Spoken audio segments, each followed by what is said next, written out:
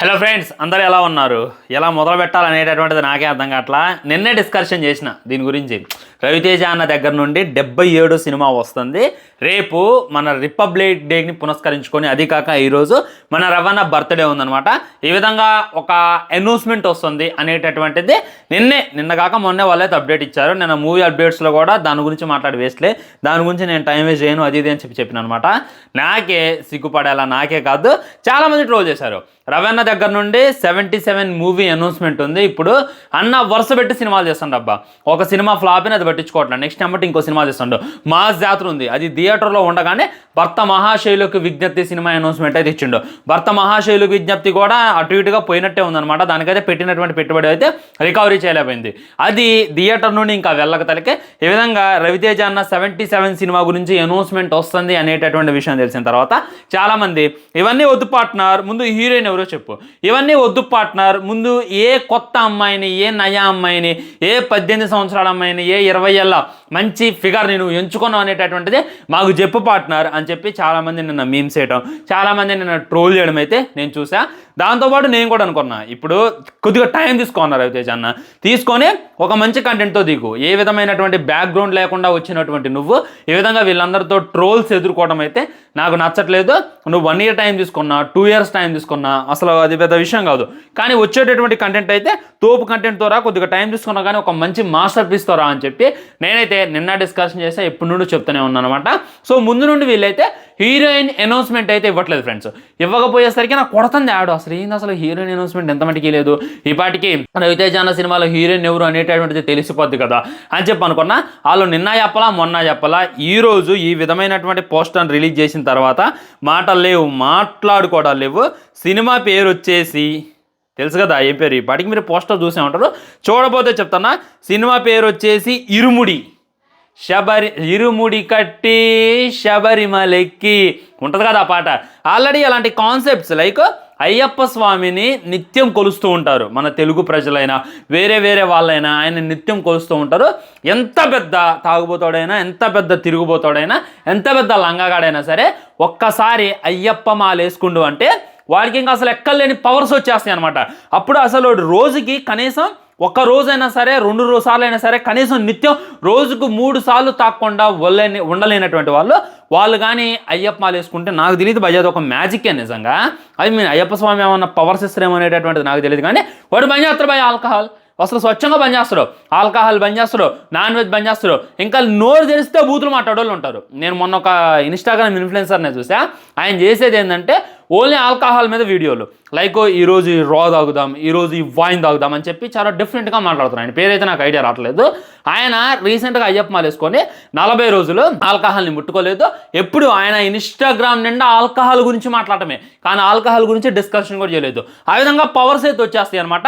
నిత్యం బూతులు మాట్లాడేవాడు, నోడు తెరిస్తే పచ్చి బూతులు మాట్లాడేవాడు, పచ్చి అబద్ధాలు మాట్లాడేవాడు. అయ్యప్ప మాల వేసిన తర్వాత చాలా శాంతంగా అయిపోతారు, చాలా స్వచ్ఛంగా మాట్లాడతారు. ఆడవాళ్ళని మాతను గౌరవించడం, పెద్దవాళ్ళని చిన్నవాళ్ళని స్వామి అని గౌరవించడం నిజంగా ఈ యొక్క మాలలోనే ఉంటుంది అనేటటువంటిది నా గట్టి ఫీలింగ్ అనమాట. సో ఇప్పటిదాకా మనకి శ్రీరామచంద్రుడి మీద చాలా సినిమాలు వచ్చాయి, శ్రీకృష్ణ వారి మీద చాలా సినిమాలు వచ్చాయి, వినాయకుల గారి మీద కూడా సినిమాలు వచ్చాయి, హనుమాన్ గారి మీద కూడా సినిమాలు వచ్చాయి. కానీ ఇంత మటుకే అయ్యప్ప స్వామి మీద తెలుగులో సరైనటువంటి సినిమా దిగల మన వింటేజ్ కుర్రాలకి, మన 20 కుర్రాలకి. అప్పుడెప్పుడో దిగింది. మన దేవుళ్ళు సినిమాలో చూసుకున్నట్లయితే లాస్ట్కి అయ్యప్ప స్వామిని అని హైలైట్ చేస్తాడు తన భక్తుల కోసం. 18 అమ్మో ఏంటంటే ఇప్పుడు కూడా గూషన్స్ వస్తాయి తను తలుసుకుంటుంటేనే. ఆ పులి నుండి కాపాడడానికైనా చాలా బాగుంటుంది అనమాట. అప్పట్లో చూసి అందరూ కూడా అయ్యప్ప స్వామికి చాలా పెద్ద ఫ్యాన్స్ అయిపోయారు. ఆ తర్వాత మీరు అబ్జర్వ్ చేయండి, మలయాళంలో ఉంది అయ్యప్ప స్వామికి సంబంధించినటువంటి సినిమా. కానీ బాలీవుడ్లో అయినా మన టాలీవుడ్లో అయినా అయ్యప్ప స్వామిని గురించి చెప్పేటటువంటి సినిమా ఒక్కటంటే ఒక్కటి కూడా లేదు. దాన్ని అయితే మన రవ్వన్న పట్టిండు. ఇప్పుడు ట్రోల్ చేయండి రా కొడకల్లారా అని చెప్పి ఈ విధమైనటువంటి లుక్ను అయితే రిలీజ్ చేసిండు. నాకైతే మాటలు లేవు, మాట్లాడుకోవడాలు లేవు. చాలా అంటే చాలా కొత్తగా ఉండబోతోంది అనేటటువంటిది నాకైతే అనిపించింది. అబ్బా ఈసారి రవణ ఖచ్చితంగా హిట్ కొట్టబోతుండు అనేటటువంటి వైబ్ కూడా ఈ యొక్క లుక్ చూస్తేనే నాకైతే అనిపించింది. దాంట్లో ఇక వేరే రకమైనటువంటి సెకండ్ థాట్ లేదు, వేరే రకమైనటువంటి సెకండ్ ఛాన్స్ లేనే లేదు. మరి ఏంటి ఈ సినిమా కాన్సెప్ట్ ఏమై ఉంటుంది చూసుకున్నట్లయితే, ఇరుముడి టైం అందరూ కూడా ఇరుముడికి వెళ్తున్నారు. లైక్ శబరి వెళ్తారు కదా మన దగ్గర నుండి, కొంతమంది పాదయాత్రలో వెళ్తారు, కొంతమంది ట్రైన్లో వెళ్తారు, కొద్దిగా డబ్బున్న వాళ్ళు ఫ్లైట్లో వెళ్తారు. సో ఇది వెళ్ళేటటువంటి టైం ఇరుముడి అనేటటువంటి టైటిల్ పెట్టారంటే ఇరుముడి కోసం ఒక స్వామి పడ్డటువంటి కష్టాలేంది. సో ఇరుముడి లైక్ నువ్వు అయ్యప్ప మాల వేసిన తర్వాత ఆ అయ్యప్ప స్వామి కరుణ కటాక్షాలన్నీ నీ మీద ఎలా ఉంటాయి అనేటటువంటి కాన్సెప్ట్ అని చెప్పి నాకైతే అనిపిస్తుంది అనమాట.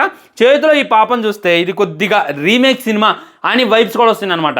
ఆల్రెడీ మన మార్కో మూవీ హీరో ఉన్నాడు కదా, తను కూడా అయ్యప్ప స్వామికి సంబంధించినటువంటి ఒక సినిమా తీసిండు. సేమ్ తన కూతురు ఉంటుంది అనమాట, తన కొడుకు కూడా ఉంటాడు.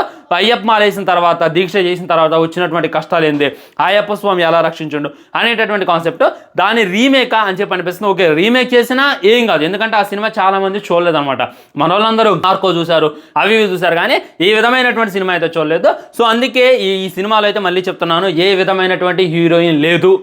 గ్రేట్ రవన్నని అప్పుడెప్పుడో నేను చెప్పిన, ఎప్పుడు మన మహాజాతర సినిమా అప్పుడు చెప్పా, అన్న రవన్న హీరోయిన్ లేకుండా ఒక సినిమా తీయన్నా నువ్వు అని చెప్పి నేను చెప్పిన.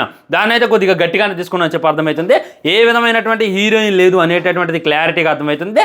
ఈ చిన్న పాపను ఎత్తుకుంటే పాప చుట్టూ సినిమా స్టోరీ తిరగబోతుంది అనేటటువంటిది క్లారిటీగా అర్థమవుతుంది. మామూలుగానే పాపను పెట్టుకున్నారంటే సినిమా బ్లాక్ బస్టరే.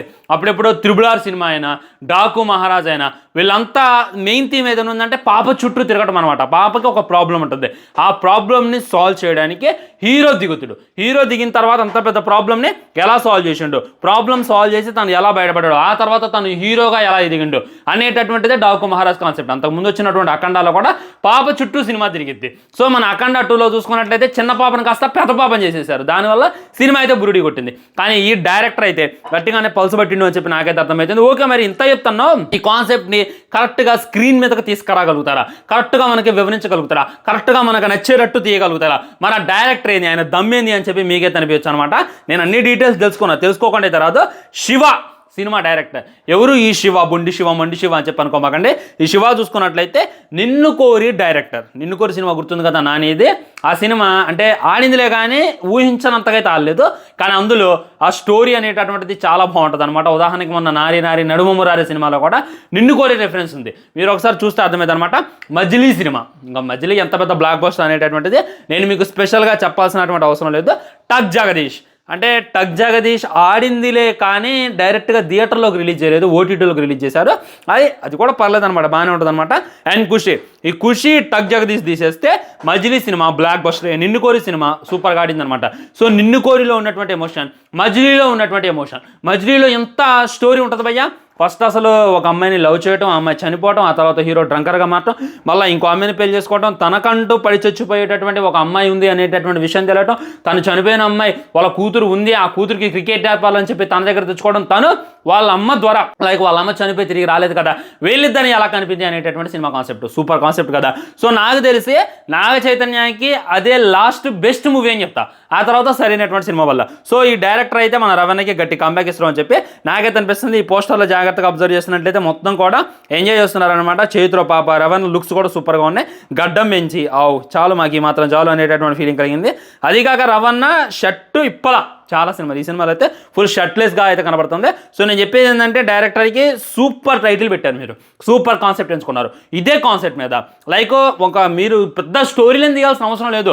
ఒకడు అయ్యప్ప మాల వేసిన తర్వాత అంటే ఆ దీక్షలో ఎలా ఉంటాడు, వాళ్ళ మీద అయ్యప్ప కరుణ కటాక్షాలు ఎలా ఉంటాయి అనేటటువంటి కాన్సెప్ట్, శబరిమల వెళ్ళటం, మళ్ళీ తిరిగి రావటం, ఇరుముడి కోసం మనం రీసెంట్గా మనం చూస్తూనే ఉన్నాం. మన తెలుగు అయ్యప్ప స్వాములు కూడా మీడియా ముందు చెప్తూనే ఉన్నారు వాళ్ళ బాధలు.